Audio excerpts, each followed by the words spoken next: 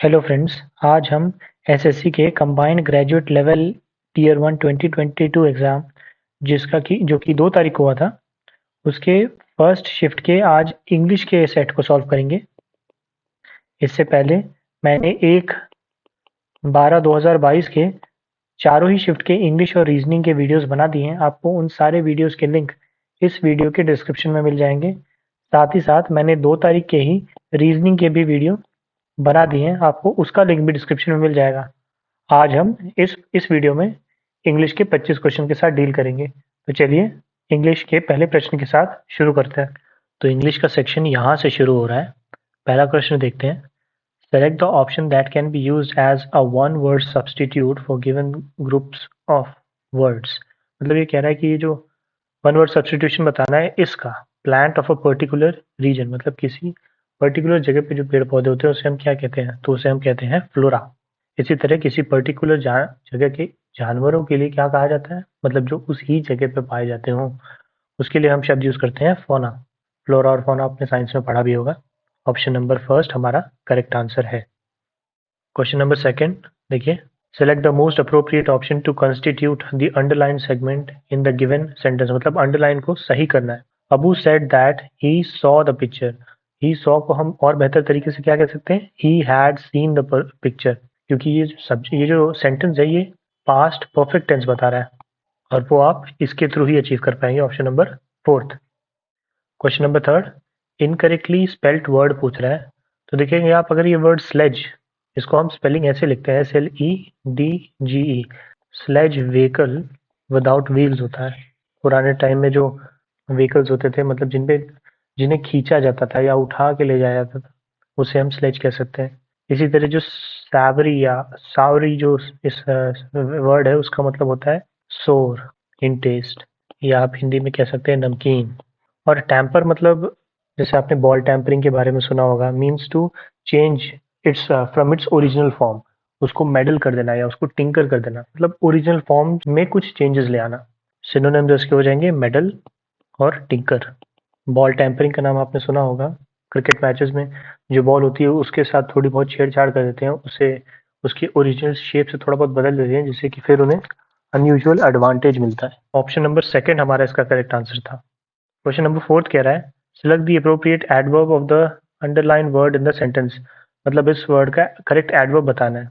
तो he led me to the room that had obvious been, obvious नहीं obviously been built later than the rest of the houses. मतलब वो मुझे उस कमरे में ले गया जो कि ऑब्वियसली बाकी कमरों के बाद बना था। ऑप्शन नंबर फोर्थ हमारा करेक्ट आंसर है। क्वेश्चन नंबर फिफ्थ कह रहा है फिर से वन वर्ड सब्स्टिट्यूट के लिए a shorted version of a larger work. मतलब एक बहुत बड़े काम का मतलब, या जैसे कि कोई लिटरेरी वर्क है उसका एक बहुत बड़ा जो पूरी जो कहानी है उसका एक शॉर्टर वर्जन को आप अब्रिजमेंट कहते हैं। जैसे कि बेस्ट एग्जांपल इसका हम वो प्रियम्बल के साथ कह सकते हैं। जो प्रियम्बल है वो कॉन्स्टिट्यूशन का अब्रिजमेंट ही है। ऑप्शन नंबर फोर्थ हमारा करेक्ट आंसर है। प्रेसी मतलब भी कोई कहानी का शॉर्ट फॉर्म होता है, मतलब उसका summary within some words. Summary मतलब भी समरी होता है, शॉर्ट्स मतलब छोटे क्लिप्स या छोटी पोएम्स। ऑप्शन नंबर फोर्थ हमारा करेक्ट आंसर है। क्वेश्चन नंबर सिक्स कह रहा है कंप्लीट दी कॉलोकेशन। अब यहाँ पे कॉलोकेशन भी आपके लिए एक नया शब्द आ गया। कॉलोकेशन मतलब क्या होता है, a combination of words in a language that happens very often. ये उस तरह के शब्द होते हैं जो अक्सर बहुत यूज होते हैं। तो I was running late so I only had time for a dash shower. किस तरह का शावर होगा, अगर आपके पास समय ना हो तो वो होगा quick shower. Option number first आपका करेक्ट आंसर होगा। हेस्टी मतलब भी जल्दी जल्दबाजी में होता है। फास्ट मतलब भी जल्दी जल्दी। और शॉर्ट मतलब छोटा या कम समय का। क्वेश्चन नंबर सेवन कह रहा है करेक्ट एक्टिव फॉर्म बताने के लिए सेंटेंस का। तो her phone can't be switched off by my father. यहाँ पे लिखा हुआ है, देखिए सब आपका ऑब्जेक्ट जो है वो सब्जेक्ट वाले प्लेस में आ जाएगा। तो माय फादर कांट, तो क्या कर रहे थे, वो फोन को स्विच ऑफ कर रहे थे, तो switch of her phone. Option number fourth आपका करेक्ट आंसर होगा। यहाँ पे हैव आ गया इसलिए ये गलत हो जाएगा। यहाँ पे कुड नॉट आ गया जबकि वहाँ कांट दिया हुआ है तो ये गलत हो गया। और यहाँ पे तो अ, दोनों ही नहीं दिया, ना हैव दिया ना कांट दिया, तो इसीलिए ये भी गलत हो जाएगा। Question number eight direct form में कन्वर्ट करने के लिए कह रहा है सेंटेंस को। Shyam asked me how I had persuaded his sister. तो श्याम ने मुझसे पूछा कि मैंने उसकी सिस्टर को कैसे परसुएड किया। तो हाउ आई हैड दिया हुआ है, तो देखिए हैड का फॉर्म डू डिड में आता है जब आप डायरेक्ट में बदलें। How did you persuade my sister, Shyam asked मी। अब देखिए परसुएड होगा, यहाँ पे परसुएडेड था तो डायरेक्ट फॉर्म में परसुएड होगा। जहां भी परसुएड नहीं है वो सब गलत है। तो देखिए यहाँ पे परसुएडिंग है तो ये गलत हो गया, परसुएडेड है ये भी गलत हो गया, परसुएड यहाँ पे देखिए बस इन दो में आपको कंफ्यूजन होगा। How did you persuade my sister, how have you persuade my sister, तो देखिए हैव तो आना नहीं चाहिए, आपको पढ़ के भी गलत लग रहा होगा इसलिए ये गलत हो जाएगा। बचा ऑप्शन नंबर फर्स्ट थर्ड ही, और ये हमारा करेक्ट आंसर है। Question number 9th, most appropriate option fill करने के लिए कह रहा है the interviewees were slowly becoming impatient as they were left to dash in the waiting room for hours. They were left to what, cool their feet means to wait for a really long time. Cool their feet का मतलब होता है बहुत देर तक किसी को इंतजार करवाना। ऑप्शन नंबर सेकंड आपका करेक्ट आंसर होगा। क्वेश्चन नंबर 10, एरर फाइंड करने के लिए कह रहा है तो one can never imagine how hot it gets in Delhi unless one doesn't go. अब देखिए यहाँ पे जो डजंट शब्द आ गया यही गलत है। अनलेस के साथ आप नेगेटिव शब्द यूज नहीं करते। अनलेस वन, यहाँ डजंट ना हो के unless one go there in person हो जाएगा। ऑप्शन नंबर सेकंड में ही एरर था। मतलब कोई कोई आदमी वो तब तक, कितनी गर्मी होती है दिल्ली में वो तब तक नहीं पता लगा सकता जब तक कि वो खुद वहां पे जाकर उस गर्मी को फील नहीं करेगा। ऑप्शन नंबर सेकंड करेक्ट था। क्वेश्चन 11, एंटोनिम पूछ रहा है वर्ड मोबाइल का या मोबाइल का। तो पढ़ते हैं sentence. The strange TV reporter standing over there covers all the funny and interesting things happening inside the town. अब देखिए मोबाइल मतलब क्या होता है, एक जगह से दूसरी जगह मूव करना, और यहाँ पे शब्द दिया हुआ है स्टैंडिंग। स्टैंडिंग मतलब क्या होता है, एक जगह पे रुके रहना, इसीलिए यही आपका करेक्ट आंसर हो जाएगा। आपको एंटोनिम जो था वो सेंटेंस से ही बताना था। ऑप्शन नंबर फर्स्ट हमारा करेक्ट है। क्वेश्चन नंबर 12, सिनोनिम पूछ रहा है वर्ड एक्साल्टेशन का। एक्साल्टेशन मतलब होता है to be extremely happy, a state of extreme happiness. और इस तरह का वर्ड यहाँ पे ये वाला है। एक्सटेसी का भी मतलब यही होता है, अ state of extreme happiness. Detection मतलब होता है हताश हो जाना या निराश हो जाना। सेटिस्फैक्शन मतलब संतुष्टि, और इलेबोरेशन मतलब गिविंग फर्दर डिटेल्स। तो ऑप्शन नंबर सेकंड हमारा इसका करेक्ट आंसर था। क्वेश्चन नंबर 13, जम्बल्ड सेंटेंसेस आ गए तो पढ़ते हैं। पी पार्ट को अगर हम पढ़ेंगे तो देखिए, main source of water for Wular lake in is river Jhelum. Wurra Lake is also said to be the remnant of Satisar Lake that existed in the ancient times. This lake has also had a small island in its center called the Zaina Lank. This island was constructed by King Zainul Abidin. तो अगर आप इसे रफली पढ़ेंगे तो पता चलेगा आपको कि शुरुआत पी से होनी चाहिए। Main source of water for Wular lake is river Jhelum, मतलब तो वुलर लेक का पानी का जो मुख्य स्रोत है वो है झेलम नदी। इसके बाद जब आप पढ़ेंगे तो यहाँ पे ऑप्शन नंबर आर बेहतर बैठेगा। This lake also has a small island in its centre called the Zaina Lank. मतलब इस लेक के बीच में एक छोटा सा आइलैंड भी है जिसका नाम है जाइना लैंक। उसके बाद जब आप पढ़ेंगे तो यहाँ पे पता चलेगा this island was constructed by king Zainul Abidin.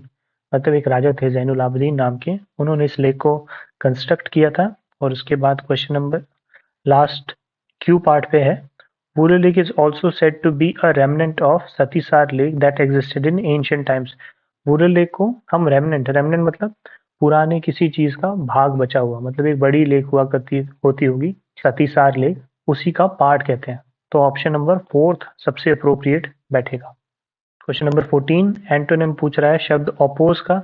Oppose मतलब विद्रोह करना होता है, तो उसका ऑपोजिट होगा एनकरेज। एनकरेज मतलब प्रोत्साहित करना या किसी को मोटिवेट करना किसी काम को करने के लिए। ऑपोज करना मतलब रेजिस्ट करना, रोकना। एम्बॉडी का मतलब होता है to be good example of something, और क्या हो सकता है इसका, टू पोजेस समथिंग। और इलेक्टिव का मतलब होता है समवन हु इज इलेक्टेड, या वो बॉडी जो लोगों को इलेक्ट करती हो। ऑप्शन नंबर थर्ड हमारा इसका करेक्ट आंसर था। क्वेश्चन नंबर 15, एंटोनिम पूछ रहा है शब्द इंडिस्पेंसिबल का। सेंटेंस पढ़ के देखते हैं। Technology plays an indispensable role in the lives of human beings in the 21st century. इस सेंटेंस से पढ़ के हमें ये लग रहा है कि इंडिस्पेंसिबल का मतलब ये होगा कि टेक्नोलॉजी एक ऐसी चीज है जिसके बिना अब 21वीं सेंचुरी में ह्यूमन बीइंग्स के लिए रह पाना बड़ा मुश्किल है। Means something which is very important, indispensable मतलब something which is very important, या आप कह सकते हैं not possible to do something without it, मतलब टेक्नोलॉजी के बिना बहुत सारी चीज़ें नहीं हो पाती, बहुत ही एसेंशियल चीज़ है। सुपरफ्लुअस मतलब होता है ज़रूरत से ज़्यादा, जैसे आपने इंग्लिश एरर में सुपरफ्लुअस एरर पढ़ा होगा, जिसमें सेंटेंस में एक्स्ट्रा वर्ड्स डाल दिए जाते हैं जिस वजह से वो गलत हो जाता है, जैसे कि you have to return back tomorrow, तो यहाँ पे जो बैक शब्द है वो सुपरफ्लुअस है, you have to return tomorrow या you have to come back tomorrow, ये दो तरह से आप उसे कह सकते हैं। सुपरफ्लुअस वो हो गया। रिलेंटलेस मतलब होता है नॉट स्टॉपिंग या नॉट चेंजिंग। विजिलेंट मतलब होता है वॉचफुल। और अनप्रेसिडेंटेड मतलब जिसकी उम्मीद ना की गई हो, नेवर हैपेंड और existed before. Option number first हमारा इसका करेक्ट आंसर था। क्वेश्चन नंबर 16 कह रहा है फिल इन द ब्लैंक्स के लिए when there are negative and toxic thoughts dash your mind you can never think positively. तो जब आपके दिमाग में नेगेटिव और टॉक्सिक थॉट्स जो क्लाउड करने लगते हैं, मतलब उनका एक बादल सा बनने लगता है, आप जब जो सोचते हैं वो नेगेटिव ही होता है, तो आप उस वक्त कुछ भी पॉजिटिव नहीं सोच सकते। ऑप्शन नंबर थर्ड आपका करेक्ट आंसर है इसमें। क्वेश्चन नंबर 27 ईडीएम का मतलब पूछ रहा है break the ice. Break the ice का मतलब होता है to start a new conversation, और यहाँ पे आप पढ़ेंगे तो यहाँ पे सबसे आइडियल आंसर लगेगा make people meeting first time feel more confident, मतलब दो लोग जो पहली बार मिल रहे हैं उन्हें और कॉन्फिडेंट फील कराना। ऑप्शन नंबर फोर्थ करेक्ट है। वैसे ब्रेकिंग द आइस का मतलब होता है टू स्टार्ट अ कॉन्वर्जेशन, क्योंकि बातचीत शुरू होगी तभी तो एक दूसरे के साथ लोग कंफर्टेबल होंगे। क्वेश्चन नंबर 18 एक्टिव वॉइस में कन्वर्ट करने को कह रहा है the wounded man was being helped by a few man. Was के साथ बींग लगा हुआ है, मतलब कि आपका जो भी आंसर होगा उसमें आईएनजी तो होना ही चाहिए। तो देखिए वॉज बींग हेल्प्ड, तो यहाँ पे हेल्प्ड लिखा हुआ है तो ये तो गलत हो गया। बाकी सब में आईएनजी का फॉर्म है, हेल्पिंग है, हेल्पिंग है, हेल्पिंग है, ठीक है। इसके बाद देखिए पास्ट वाला टेंस पे हमें जाना है, यहाँ पे वॉज लिखा हुआ है, यहाँ पे आर लिखा हुआ है, तो इसलिए ये कट गया। अब दो बचे आपके पास। अब देखिए a few main were helping, तो देखिए अ फ्यू मेन मतलब कुछ लोग थे, तो वर सही है। The wounded man was helping a few man, अब देखिए ये वाले सेंटेंस पढ़ेंगे आप तो पूरा सेंटेंस का सेंस ही गलत हो गया, तो ये भी गलत हो गया, इसीलिए ऑप्शन नंबर सेकंड ही सही बैठा। A few man were helping the wounded man, option number second आपका करेक्ट आंसर होगा। Question number 19 incorrectly spelled word फिर से पूछ रहा है, ये है वर्ड मॉर्टिफाइड। इसकी स्पेलिंग होती है MORTIFIED, यहाँ पे FEID लिखा हुआ है। इसका मतलब होता है to make somebody feel very embarrassed. Benign मतलब होता है नॉट हार्मफुल। इनसिक्योरिटीज मतलब होता है फीलिंग ऑफ अनसर्टेनिटी, जैसे रिलेशनशिप्स में अक्सर होते हैं बहुत सारी इनसिक्योरिटीज। और डिसमे मतलब होता है sadness. Option number first second हमारा करेक्ट आंसर था इस क्वेश्चन का। क्वेश्चन नंबर 20 सेंटेंस रीअरेंजमेंट आ गया। The continued dash the continued the growing, ये गलत हो जाएगा। द कंटिन्यूड डोमिनेंस, ये सही लग रहा है। तो the continued dominance of the athleisure trend has had a significant impact on the growing sales of sneakers along with the pursuit of comfort। तो ये सबसे बेहतर ऑप्शन बन रहा है ऑप्शन नंबर 4। मतलब क्या है, जो कंटिन्यूड ट्रेंड है किसका, डोमिनेंट ऑफ द एथलेजियर ट्रेंड। एथलेजियर एक तरह के स्नीकर्स होते हैं जो एथलेटिक्स और लेजर के कॉम्बिनेशन से ये शब्द बना है। तो जैसे जैसे इसकी डोमिनेंस बढ़ रही है, जो स्नीकर्स के सेल हैं उसमें भी राइज हुआ है, जिससे कि बहुत अच्छा इम्पैक्ट पड़ा है लोगों के परस्यूट ऑफ कंफर्ट पे। मतलब एथलेजियर जो शूज हैं वो काफी हद तक बहुत अच्छा कंफर्ट देते हैं, साथ ही साथ तो एथलेटिक्स शू में भी काम आ जाते हैं। तो इसीलिए ऑप्शन नंबर 4 हमारे इसका करेक्ट आंसर है। क्वेश्चन नंबर 21 से हमारे पास कॉम्प्रिहेंशन आ गया। चलिए कॉम्प्रिहेंशन पैसेज पढ़ते हैं। ये ड्राइवर्स और रोड राइडिंग के बारे में हो गया। All drivers are affected by road rage, मतलब रोड का जो कहर होता है। वेदर दे आर डायरेक्टली और indirectly dash whether they are directly और इनडायरेक्टली इन्वॉल्व, वो खुद इन्वॉल्व हो या दूसरे के जरिए इन्वॉल्व हो। तो सारे के सारे रोड रेज मतलब रोड पे जो एक्सट्रीम एक्सीडेंट्स होते हैं या केयरलेस ड्राइविंग होती है, उससे जो एक दूसरे में टकराव हो जाती है गाड़ियों की, उसके बारे में कुछ कुछ बात हो रही है। Individual coping qualities dash the behaviour of stressful drivers, इसका देखते हैं ऑप्शन क्या है सेकंड वाले में, नंबर 21 में। तो देखिए individual coping qualities influence, influence शब्द से अप्रोप्रिएट जाएगा, क्यों, क्योंकि दो ड्राइवर्स के बीच में जो आपस में जो कोपिंग होती है वो काफी हद तक उनके स्ट्रेसफुल ड्राइवर को इफेक्ट करते हैं।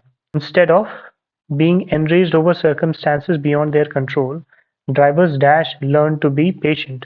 यहाँ पे must होना चाहिए, driver must learn to be patient, मतलब उन चीज़ों पे गुस्सा होना या उन चीज़ों पे नाराज़ होना जो कि उनके कंट्रोल में नहीं है, उसके बजाय उन्हें क्या करना चाहिए, उन्हें सड़क पे पेशेंट होना ज़रूरी है, मतलब धैर्य रखना बहुत ज़रूरी है। देखते हैं थर्ड में मस्ट ही है या नहीं।